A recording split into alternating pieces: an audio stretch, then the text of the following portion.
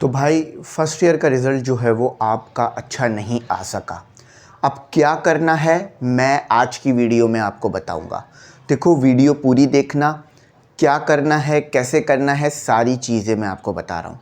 सबसे पहले याद रखो भाई, सेकेंड ईयर पे फोकस रखो।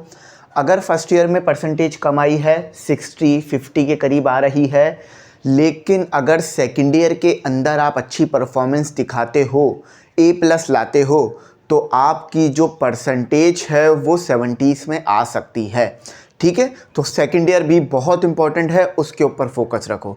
और ऐसा नहीं है कि अगर फर्स्ट ईयर का रिजल्ट ख़राब आ गया तो सेकेंड ईयर का भी आएगा। बात समझ आ गई? अच्छा, अब बहुत सारे बच्चे क्या कह रहे हैं कि सर हमने इम्प्रूवमेंट करनी है, या हम स्क्रूटनी करा लें या नहीं, ये मैं आज बताता हूँ। और MD कैट और E कैट का भी बताता हूँ।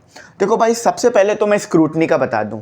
देखो स्क्रूटनी में बहुत ही कम है कि नंबर बढ़ते हैं। ठीक है, स्क्रूटनी में क्या कर रहे होते हो आप, अपनी रीचेकिंग करवा रहे होते हो, तो बहुत ही कम ऐसा हो रहा होता है कि नंबर आप लोगों के बढ़ रहे हों। हाँ, ऐसा नहीं है कि बढ़ते भी नहीं हैं, बढ़ते हैं, सही है। लेकिन ऐसा नहीं होगा कि आपकी जो है वो अगर 65 आई हुई है तो वो डायरेक्ट जो है वो 85 हो जाए या 75 हो जाए, ऐसा नहीं होता, सही है। क्या हो जाएगा, ज़्यादा से ज़्यादा 66 हो जाए या 67 हो जाए, या आपकी 68 बहुत खींच कर 68 हो जाए। परसेंटेज की बात कर रहा हूँ, सही है। तो बहुत कम नंबर जो हैं वो स्क्रूटनी के अंदर बढ़ रहे होते हैं। बात क्लियरिटी में आ गई, स्क्रूटनी समझ में आ गई। अच्छा, अब स्क्रूटनी करानी कब है? अपने दिल से सवाल करो, अपने आप से बैठकर सवाल करो। मुझसे पूछोगे मैं बोलूँगा नहीं कराएं या करा लें, किसी और से पूछोगे वो बोलेंगे नहीं कराओ करा लो। 10 सवाल मिलेंगे, 10 जवाब मिलेंगे। अपने आप को बैठो, सोचो कि उस दिन पेपर कैसा हुआ था।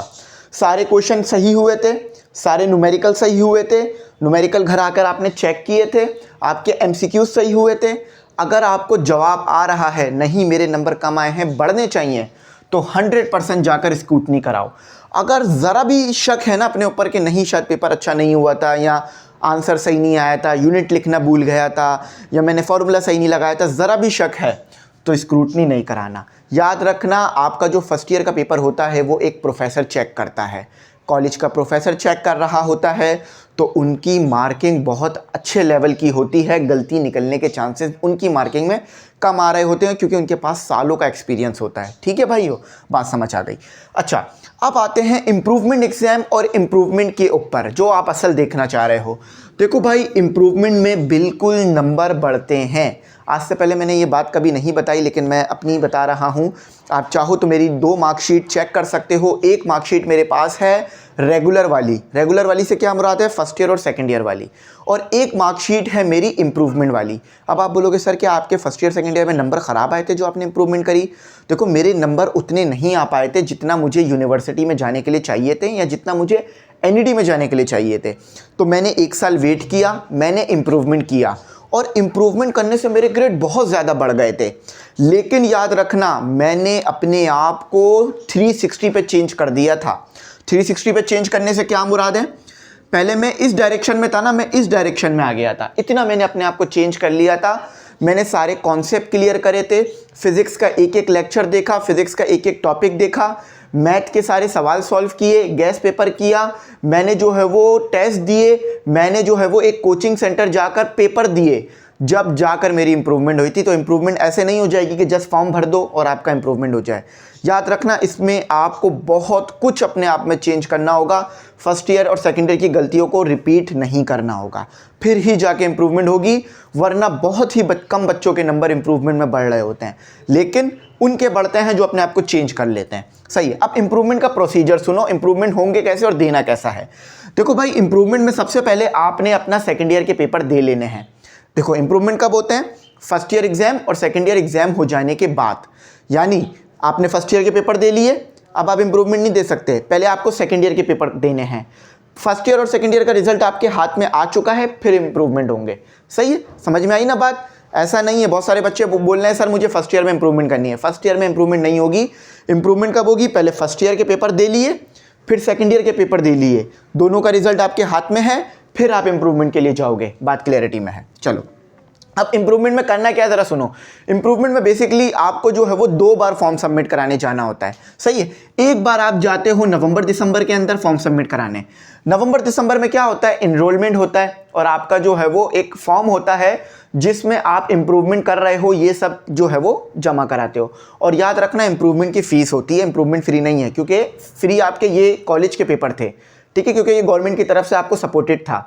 लेकिन इंप्रूवमेंट गवर्नमेंट की तरफ से सपोर्टेड नहीं होता, इसमें आपको फीस देनी होती है इंप्रूवमेंट एग्जाम की, जिसमें इनरोलमेंट की भी फीस है आपकी 3-4 हज़ार रुपये के करीब है। फॉर्म आपको 3 मिलते हैं, वो तीनों फॉर्म आपने भरने होते हैं।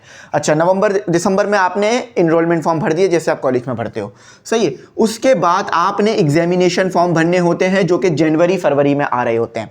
तो टोटल मिला के 7-8 हज़ार रुपये का खर्चा मुझे जहाँ तक याद है ये इंप्रूवमेंट का पड़ता है आपको। और फिर इंप्रूवमेंट के पेपर फाइनल एग्जाम में होते हैं, यानी एनुअल एग्जाम के साथ आपके इंप्रूवमेंट के पेपर होते हैं। 1 साल आपको पूरा का पूरा जो है वो वेट करना पड़ता है और तैयारी करनी पड़ती है। समझ में आई कई बात? 1 साल आपका इसमें ज़ाया हो रहा होता है, लेकिन वो ज़ाया नहीं होता, वो आपकी ज़िंदगी चेंज करने वाला साल होता है। पूरी ज़िंदगी में मेरा सबसे प्रोडक्टिव साल पता है कौन सा था? इंप्रूवमेंट का था।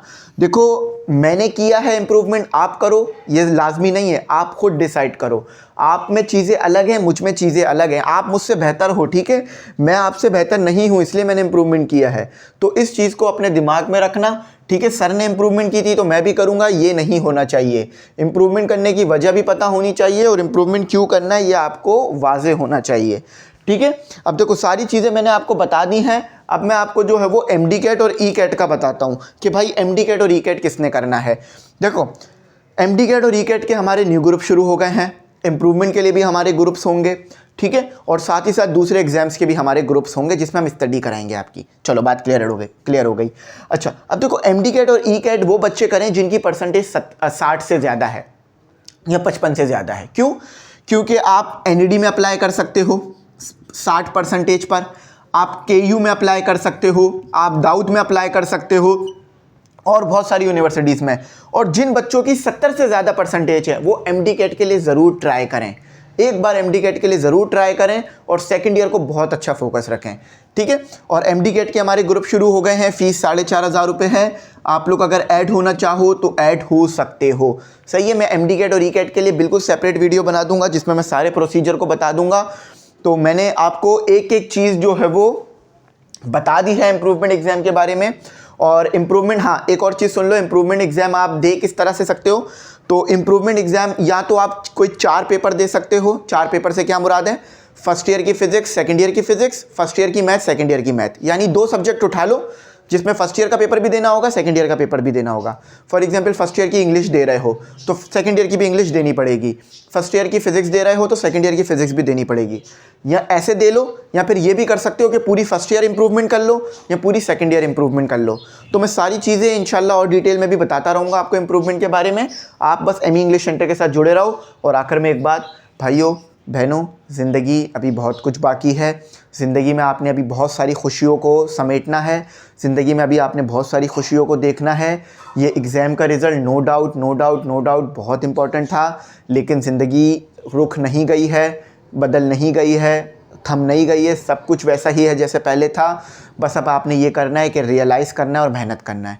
हिम्मत हार गए, डिमोटिवेट हो गए, मायूस हो गए तो सब कुछ ख़त्म हो जाएगा, सब कुछ ख़राब हो जाएगा, ठीक है। अपने आप को मोटिवेट रखना है, नमाज़ पढ़नी है और अच्छे काम करने हैं, और फिर आपने आगे जाकर अपने फ़ैसले लेने हैं, ठीक है। डरना नहीं है, घबराना नहीं है, परेशान नहीं होना, हिम्मत रखनी है, ठीक है। इंशाल्लाह ज़रूर कामयाब होगे ज़िंदगी में। Thanks for watching. अल्लाह हाफ़िज़। अपनी कीमती दुआओं में ज़रूर याद रखें।